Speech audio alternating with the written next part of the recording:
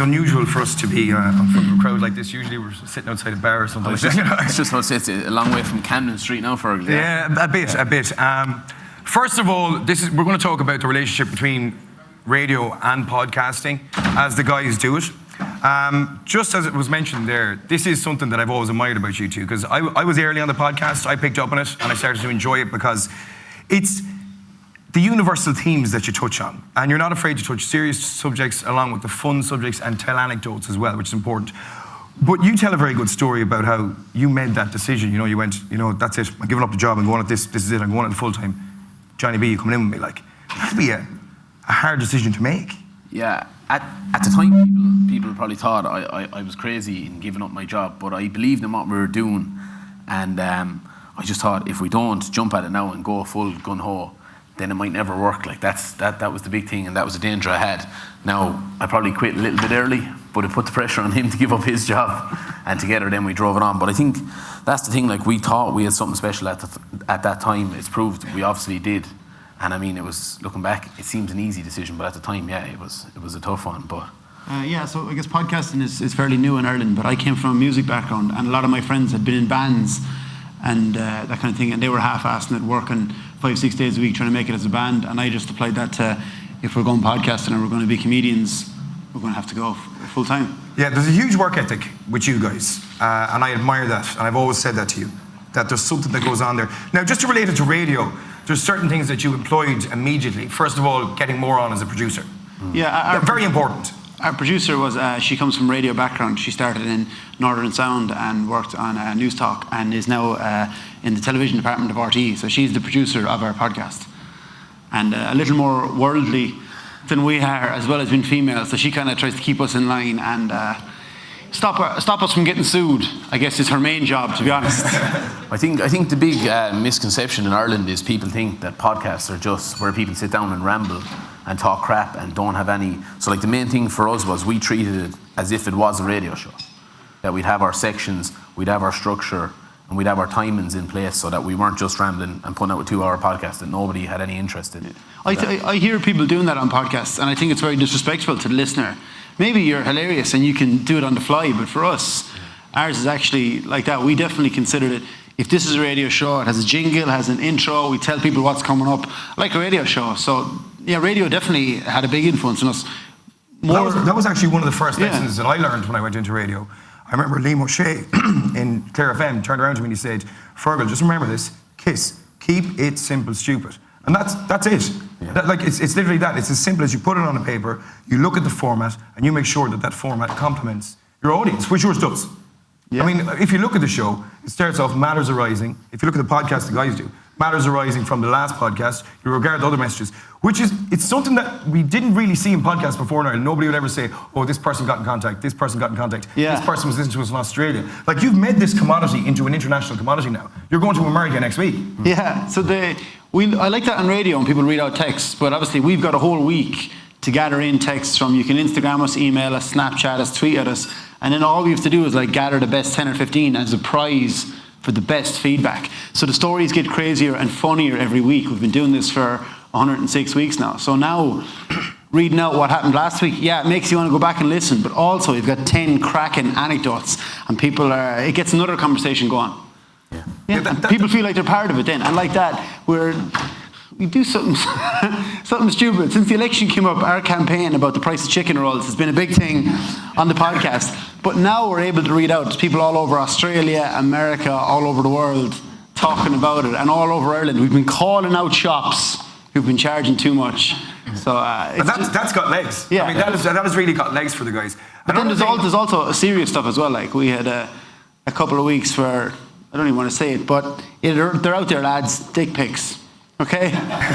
This is something that could not be discussed on radio, but it's going on. Yeah. So we're able to discuss it and ask, why are people doing this? If anyone out there listening is doing it, get in touch, because we need an explanation. And then we polled our female listeners, and they all said, we're not in favour of this, it doesn't work. So there was a real conversation going on that we couldn't have had without the feedback of the listeners, that you couldn't have on radio. Very actually quick analysis of the room, just hands in the air job, right? How many people here listen to podcasts? Okay, perfect, right? How many people in this room on a journey or on their commute to work would opt to listen to a podcast rather than listen to the radio show? Put your hands there, be honest. Okay? How many people would opt for radio? See, it's quite funny. I work in radio, and if I'm on a long journey, I opt for the podcast.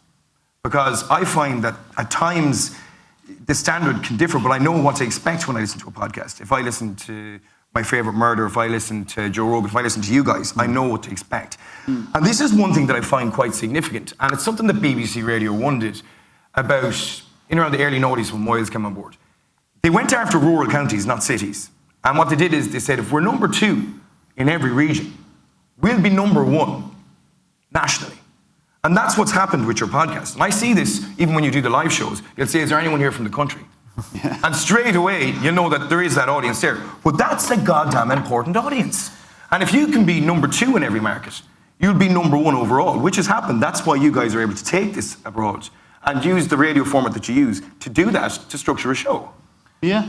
Yeah, I think that's the thing, especially with podcasts, is you're not restricted to time. That is obviously important. And as Johnny mentioned earlier on, the freedom. Yeah, we can say things that, like, if you're on national radio, you will not get away with saying. I can guarantee that we're saying those stuff. And I think that's what the listener appreciates, in that we can be honest, we can give our point, and we can actually have an opinion, where a lot of people can't really express their true opinions.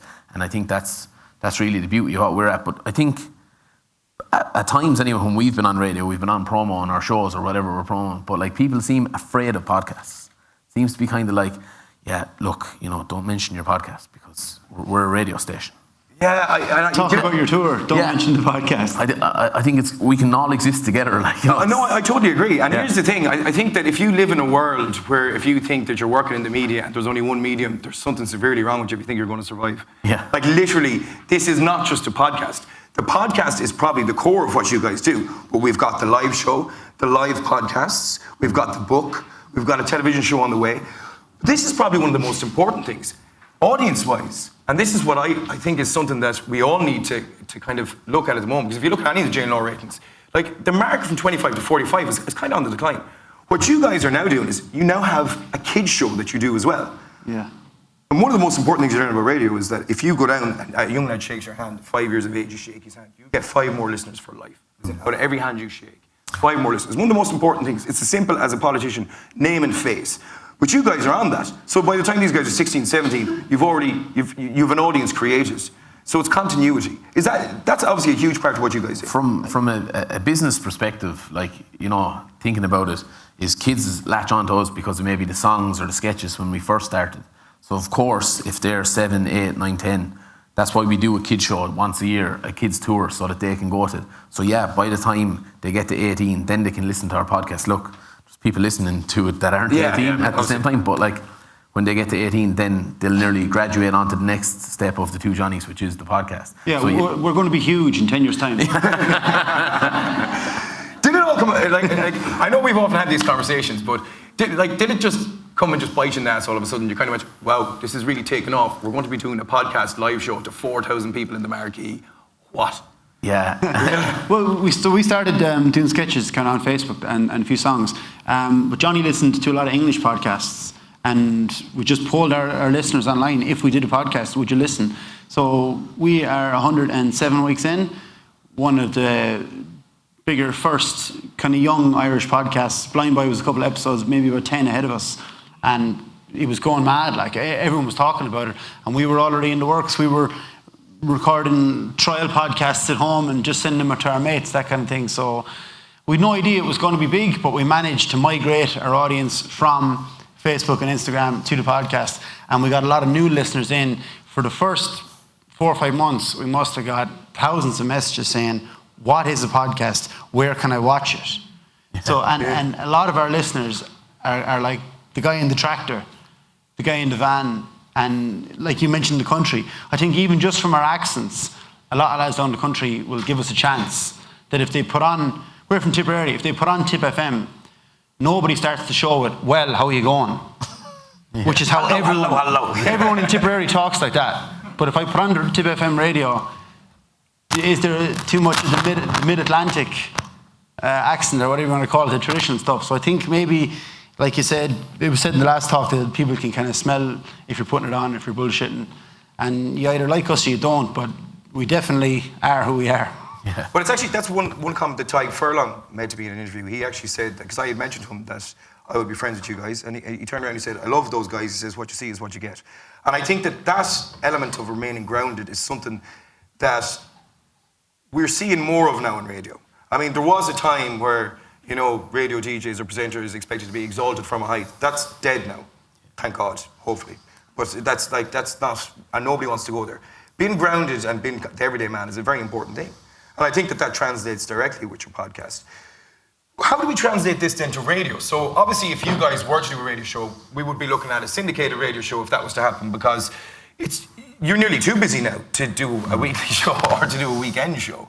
Yeah. The alternative too as well is that there's a lot of things that people in radio can learn from how the guys do the podcast, in the sense that, you know what I mean, being on the multi-platform thing. That's really important. Yeah. And it's something we don't see enough of. We tried putting our entire podcast on YouTube, and we could see that if it goes over the hour, we were losing people, and we want to still always be a little bit of the outsiders, a little bit exciting, maybe a little bit of danger. These lads could say that, and so instead we put up clips now. If there's a discussion or an interview, the best part of that goes on YouTube, and then loads of Instagram TV clips. There's probably one a day goes on our Instagram and Facebook.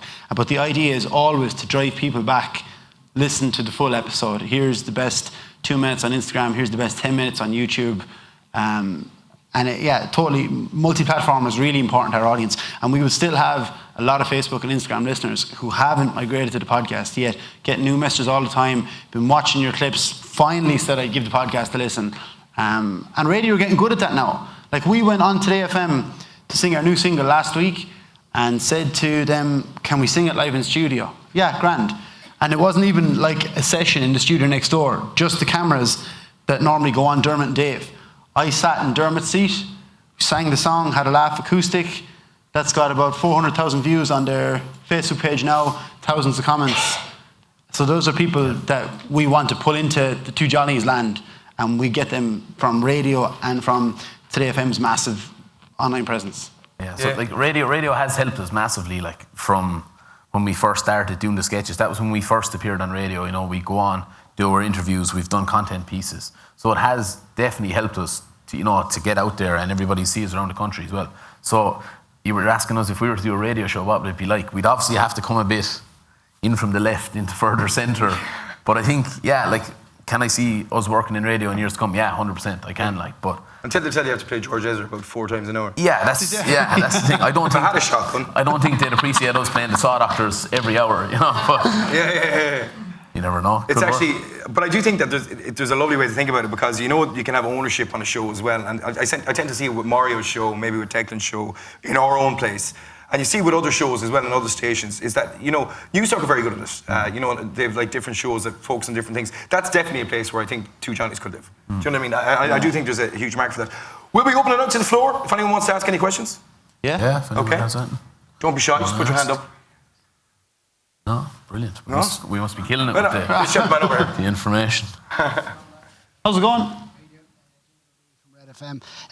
I've never listened to the podcast. Obviously, you guys have been in Red FM, and I know some of the staff, and they absolutely love what you guys do. But when you started podcasting, did you really think it was going to, like, did you identify that as the thing that would make it really big, or was it more that you loved audio? Like, why did you single in on, you were saying, Johnny, that you spent a lot of time on it before it even got big. Did you guys think it was going to get big, or was more that you loved the art? I think the concept of the podcast, in that you can listen to it anywhere you go, and if you're at the Lewis passing by, everybody's on headphones. So this was something that we were seeing the whole time. Everybody's constantly on, how can we reach those people? And you're not going to reach them with a Facebook sketch and a song that's only going to be 3 minutes long. So we wanted to kind of really hone in and show what we could do as well in a longer format. So podcasting was perfect for that. Did we think it was going to take off that big? Probably not, to be honest with you. But I think that came in setting out the concept of it, was that we believed it was good.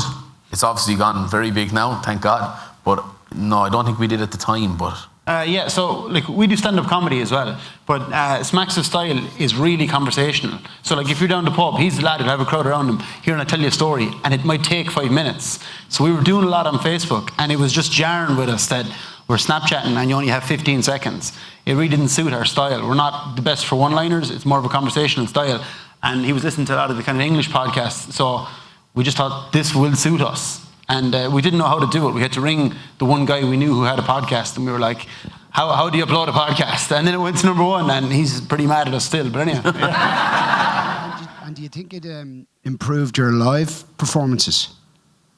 Yeah, well, the first couple of times we did a live podcast, it's really just a big love-in. It's people who listen to you all the time, and they want to come and just look at you nearly like you're real people. And yeah, it definitely has improved our storytelling and that, but we never repeat any content. So if there's a funny story told on an episode, it will never be told on stage. So each live podcast is new material. And Yeah. I don't know what to say about the live podcast. It's not a strict live podcast. We never upload full live podcasts as an episode because people want that warm audio experience. So a live podcast only exists on the night, and if it was very good, we had a good guest, we might take the best 10 minutes of an interview and insert it into a podcast. Thanks, I hope that. And also, if Red FM would ever like to have us on air. There's 100 tickets left for the marquee. No, we went in and they've done a piece with us for Facebook. Yeah. No, you have our email. Yeah. So my question is, How are you? for podcasts, how long will your audience stay with you? You know, you're talking about YouTube and clips and things like that. So how realistic is it? How long will they stay with you? And how do you come up with original content that you find interesting and that your audiences will stay tuned in for? Our podcast started, they used to be a lot longer. They used to be about an hour and a half. And then from just watching the stats, we've trimmed it down to just over the hour now. We find that if it's 59 minutes, 40 seconds, people are like, it's too short. We just go over the hour, people seem happy. We do look at the stats, and we did notice that when we uploaded 2 live podcasts in a row once, and we saw that people dropped off way quicker. So we would react to the stats. Yeah, from a content point of view, that can be tough because what the genius people out there are doing now is a series. And of course, we'd never heard of that 107 weeks ago. So when we go to America for the next 5 weeks, it'll be tough to try and get content like that, but we would line stuff up in advance. So if there was a couple of interviews, we'd maybe have them banked and we'd bring them out then in due course. And from content, I think the big thing is we talk about everyday things. So if we get a day off, we might go somewhere to the middle of nowhere. We'll walk into a bar, maybe there's some guy at the counter, he'll tell us a story, we'll put legs on it, and then there we go again, and it's just a circle like that. And I think our friends are definitely funnier than us, but they don't have the neck to go and do what we're doing. So yeah, we'll take some of their stories as well. It's content every day, and I think it's just having a voice. Like a lot of people say to us, especially in Dublin, so we've done Vicar Street twice, we're doing the National Stadium now. That will probably be 80% country people, but they feel like they kind of have a bit of a voice with us, and then when they see us, they want to tell us stories, which is excellent because we just take them down and use them. So. And in terms of content, if you message us on Instagram, you actually get one of us. So people feel all the time, why don't you talk about this? Why don't you talk about that? And then it's not like on radio, a text comes in, but you get like 1,000 texts in the show. We can send it into the WhatsApp group and mull over it, and then come Sunday or in 2 weeks' time. By being really interactive with the audience, I suppose, is how we get our ideas for topics. It's actually different in my situation. I know when I put out a podcast, I generally am encouraged to put out the podcast as interviews. In that, because it's bite-sized. Yeah. People listen to it, they'll say, 3 minutes. If it's over 5 minutes, they won't listen to it. Okay. Whereas with G, as it's a conversation, it works differently. Ladies and gentlemen, The 2Johnnies. Thank you.